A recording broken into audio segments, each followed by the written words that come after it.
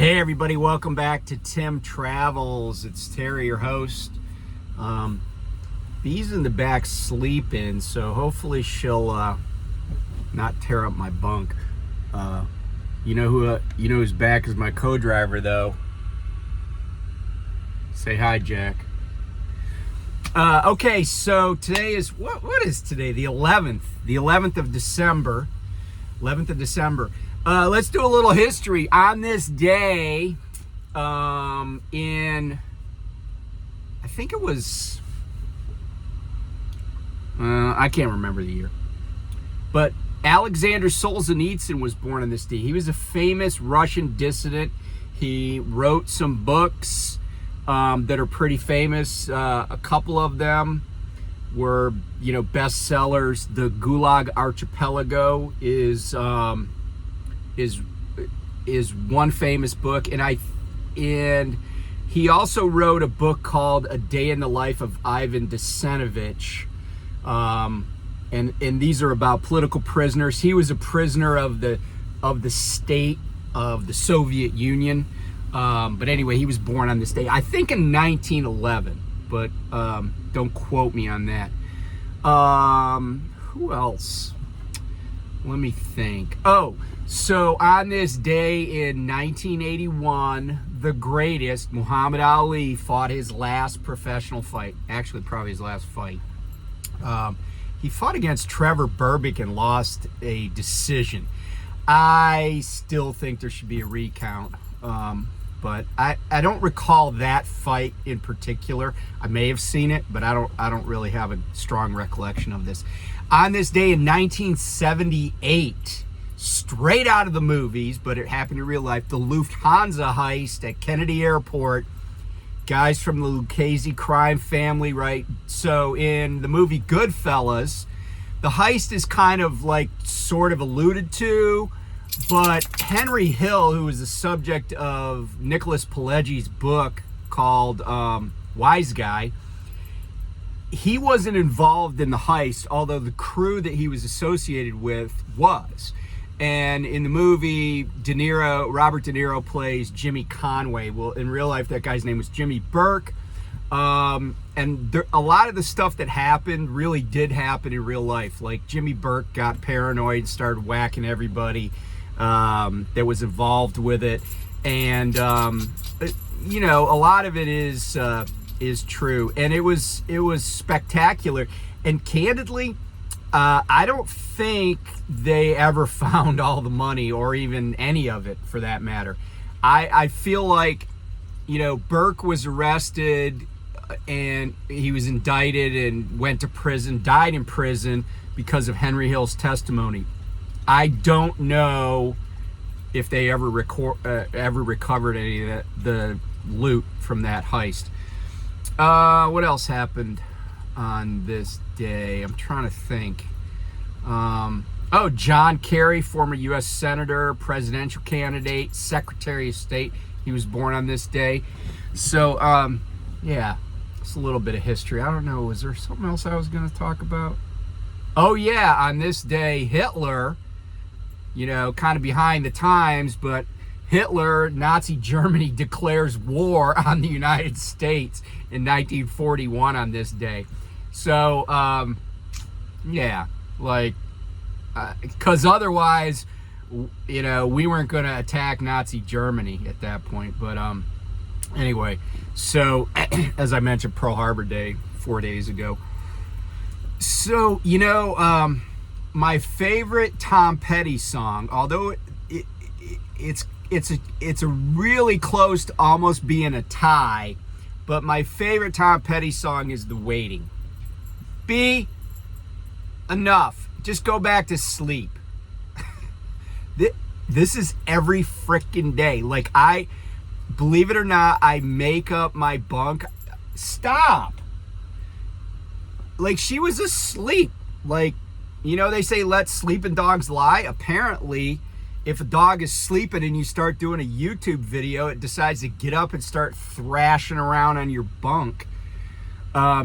Seriously though, I will spread everything out and I'll put her blanket on top of it. And the second I turn my back, I can hear her. Like, I'm driving down the road, I can hear her like thrashing around back there, tearing stuff up. I actually think, you know, she's been on every truck that I've ever driven at one time or another, and I kind of feel like she's starting to rebel, because her like nesting procedure is more extravagant and, you know, than it's ever been. But sorry for that diversion. So Tom Petty, The Waiting, that's my favorite Tom Petty song, although I love the version that Linda Ronstadt did, the cover Linda Ronstadt did. Linda Ronstadt, when it's kind of funny, this is a little music history, but Linda Ronstadt did an album, and, you know, she's just the bomb. I love Linda Ronstadt. And she did a cover of Elvis Costello's song, Allison. And she did it not too long after Elvis Costello had released, he had released an LP called My Aim Is True. And if you know the song Allison, you know that that's one of the lyrics. Well, so Allison came out, but Linda Ronstadt was enormous. I mean, she was just a huge deal. And she released this album, I think it was called, it's the one where she's on the album cover and she's in like roller skates and like has hot pants, I guess, what do they call them? Hot pants or whatever. But she has like really short shorts on and she's on roller skates. It might have been called Living in the USA. It was something about the USA. Anyway, and that song was on there. And it was my first, because I owned that, I had that LP in my collection. And I didn't know much about Elvis Costello. And so I heard that song. I was like, oh, that's kind of a cool song. But Elvis Costello really resented Linda Ronstadt doing that cover because it's kind of like she stole the thunder, but at the same time she gave Elvis Costello a lot of exposure, because then people were like, oh, let me hear the original. And, you know, Linda Ronstadt did The Waiting several years after Tom Petty released it. And I watched a video recently where somebody said, hey, I can finally understand the words. But she did a great version of it too, because, I mean, she's just, like I said, everything she touched turned to gold, you know. So anyway, but the runner-up Tom Petty song for me would be Learning to Fly. But The Waiting, lately, man, these loads are, you know, I get these loads that are paying okay. Like, they're, you know, they're not like $1.10 a mile kind of loads. But there's such a huge gap between, you know, when you drop off your last load and when you can pick it up. So right now I'm waiting to get called into Meijer here in Lansing, Michigan.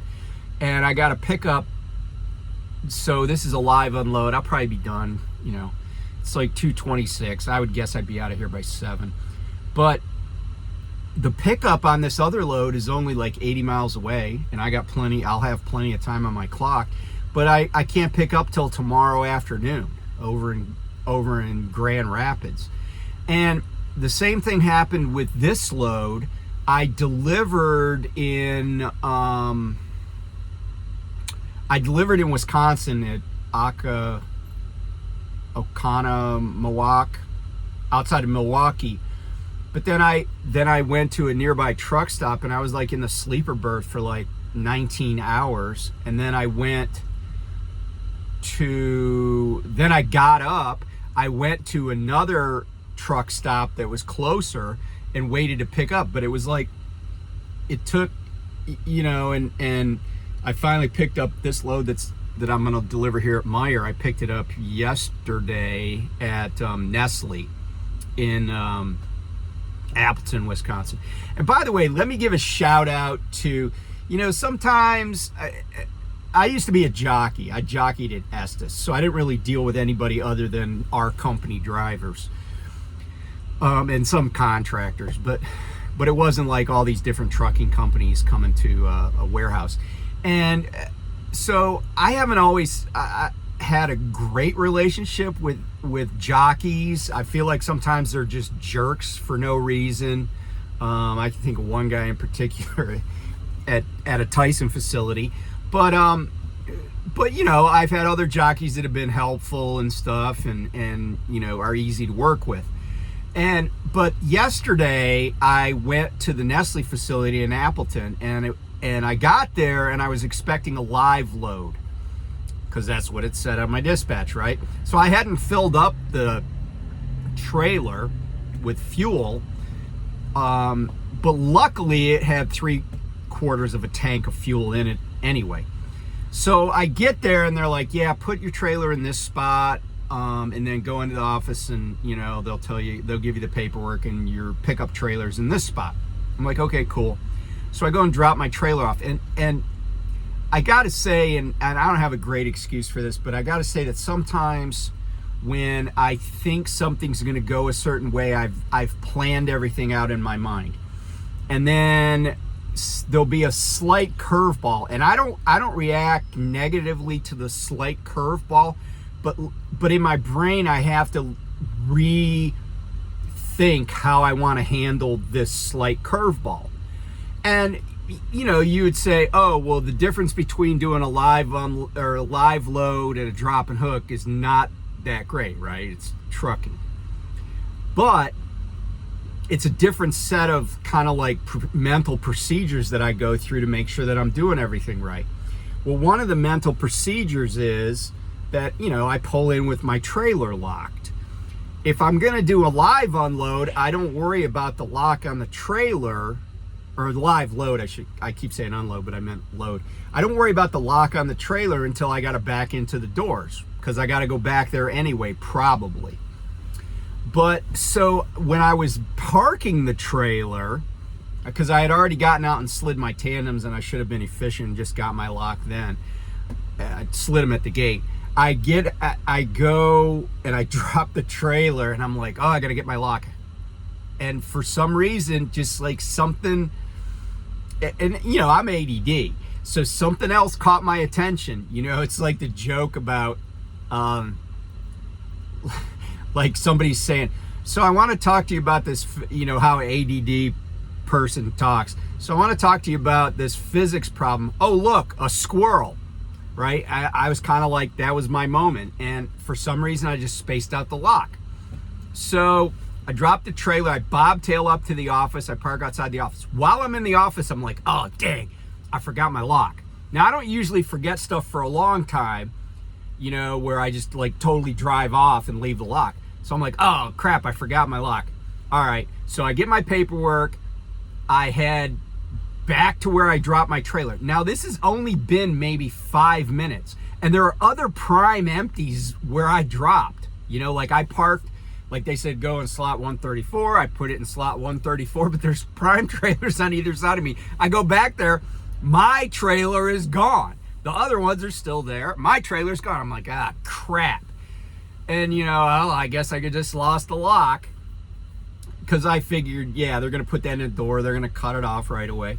So I go and get my trailer, but then I had to, like, kind of redo some things. Like, I had to pull a lock off of my load bar rack in the back. And then, and I don't know if anybody knows that, if you've driven a Freightliner, you wouldn't know this, but for some reason, the holes in the little flap that holds the load bar rack closed, the hole in there that you would put a lock through on the Peterbilts is really tiny.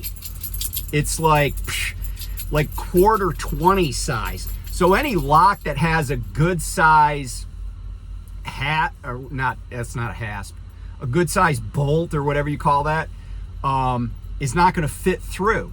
So I had this lock on there that was thin, you know, it's not a very robust lock, but I had just thrown it through there. I don't even lock it, because I'm like, if you really need a load bar that bad to steal one from me, okay, go ahead.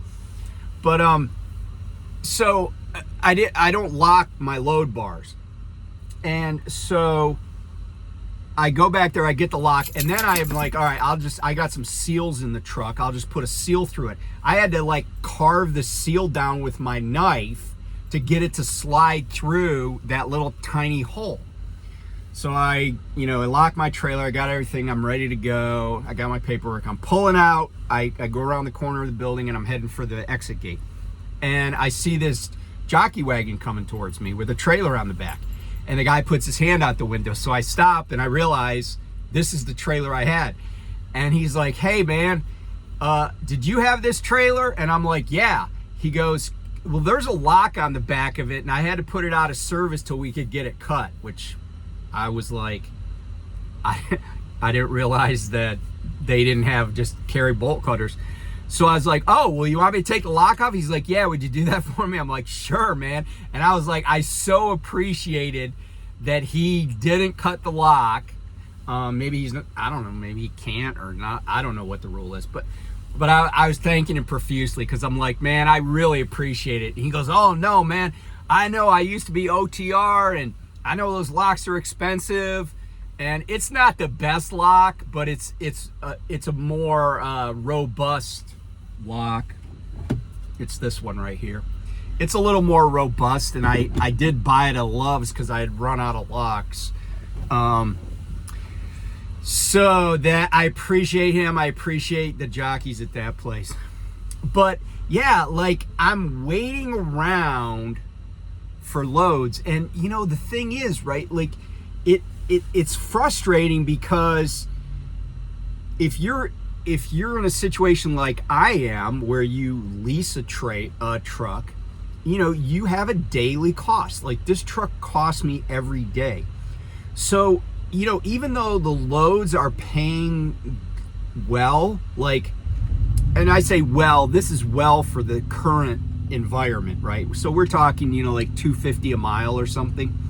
The problem is I would rather run for like $1.75 a mile and be running like all the time, because it doesn't matter if the load I'm waiting on pays a lot. I have a frictional cost. I have a cost to like just sitting in my truck. And that's the exact same thing, the daily cost that I think a lot of people gloss over. People are so focused on the mileage, and I was just talking to a friend about this on the way over here. People focus on, oh, what am I getting paid per mile? It's like, I drove over here, I'm driving like slow. I'm not worried about my fuel economy. I have good fuel economy. Fuel is cheap right now. But that doesn't change the fact that I have a payment that has to be made every week. I'm paying off, registration, other stuff associated with the truck. And it's one of those things where I think that I don't know if there's a shortage of loads or if they're spacing them out to kind of be fair to people. But I would much rather run for a lower rate and have a load, because like I'm 11 days out from needing to be home for Christmas, and I would love a load going to the West Coast. And even if it only pays, like I said, $1.50 a mile, I can make that work, because if I got a little bit of lead time on it, I don't have to drive super fast. I can plan my route, and I can get it out there on time and maybe get a load back, and I would rather do that. I think one of the reasons that drivers, and I'm not a guy that gets super homesick, but I think one of the reasons that drivers get lonely out on the road is when they're not busy.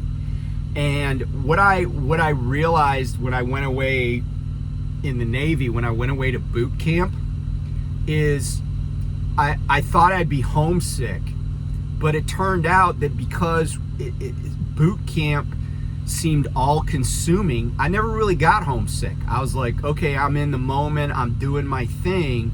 And I was, I don't want to say I was necessarily happy, because I was just learning everything like everybody else was, But, you know, once we got into a rhythm and we got used to all the things that our company commander wanted from us and the Navy wanted from us, it wasn't that hard. And even like when I would go overseas, I always was doing something. I wasn't, you know, I never got homesick. I've just never been a guy that got homesick, really.